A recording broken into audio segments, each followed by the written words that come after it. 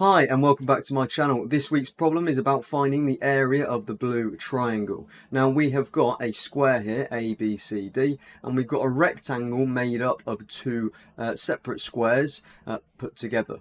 Now we've got side lengths at the top, B to E of 5 centimeters and E to C of 3 centimeters. If you want to have a go at solving this problem yourself, pause the video now. Otherwise, I'm going to go through my solution.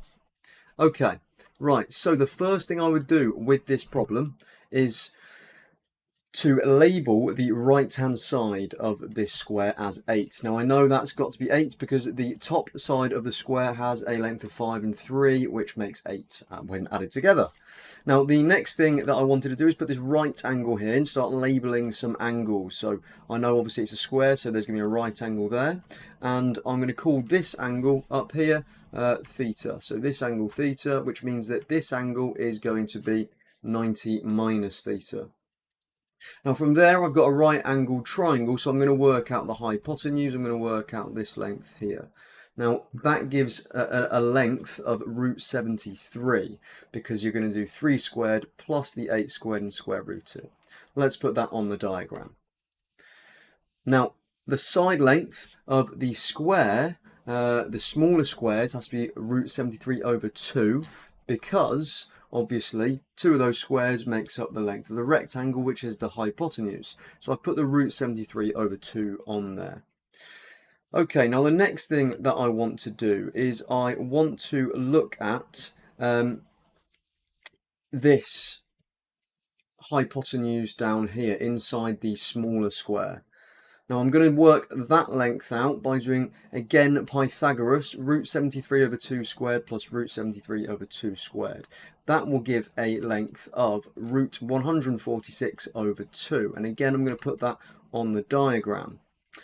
Now from there, I've got one side of the blue triangle. Now I know another side of that blue triangle has to be 8 because that is the side length of the square. Now what that leaves us to work out is this angle, because then we can use a half AB sine C to work out the area of the blue triangle. Now I know that this angle is 45, this angle here, because I've got a diagonal of the smaller bottommost square. So that diagonal must bisect the 90 degrees into two 45s. Now, if I then consider the large square again, and this bottom right angle of the large square, or bottommost angle of the large square, that has to be 90 degrees. And I've got only one angle remaining there, the red angle I need to work out. So what I'm going to do is I'm going to do the full 90 degrees, subtract the 90 minus theta, and subtract the 45. Now that will give me the red angle. And that will give an answer of, well, 90 take 90 is 0.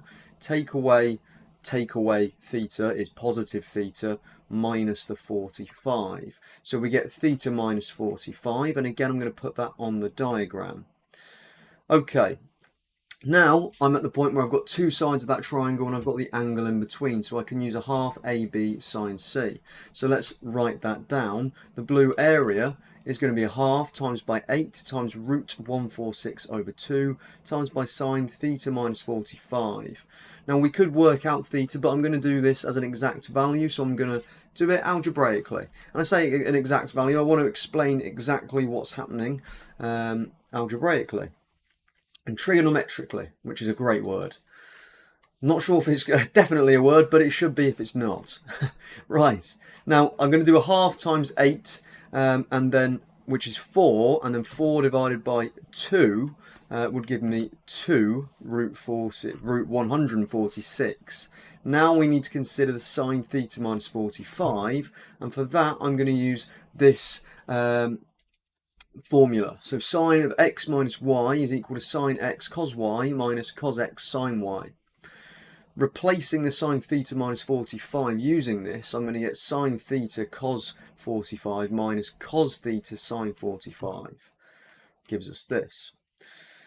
Now, cos 45 and sine 45 are going to be root 2 over 2, so we can substitute those in, and then I can factorise that out of the bracket. And then I can do 2 root 146 times by root 2 over 2. The 2's will cancel because I've got times by 2 and divide by 2. And then I've got root 2 times root 146, which gives root 292. Sine theta minus cos theta.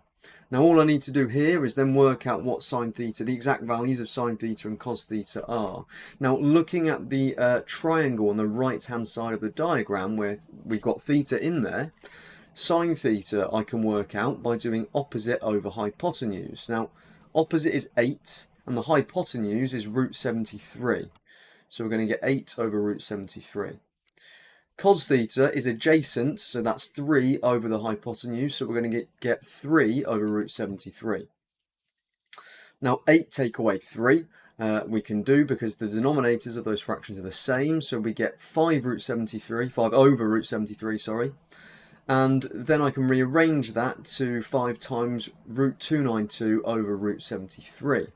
Now when you've got square root on the top and the square root on the bottom, you can just divide the numbers inside here. So I'm going to get the square root of 4, which, as everybody I'm sure watching this knows, is 2. Root 4 is 2, so we get 5 times 2, which gives us an answer of 10 centimeters squared, which is a very nice answer for a problem involving a rectangle with side length root 73. I think anyway. If you were able to solve this problem yourself and use a different method or the same method, let me know down in the comments below. It's great practice to share with everybody else different solutions. Okay, all that's left to say is, well, thank you for watching. If you haven't already and you enjoyed this video, drop a like on the video, and if you're not already, consider subscribing to the channel because I release a new problem solving video Monday 5 PM every single week. Thank you so much for watching. I'll see you in the next one. Have a great week. Bye-bye.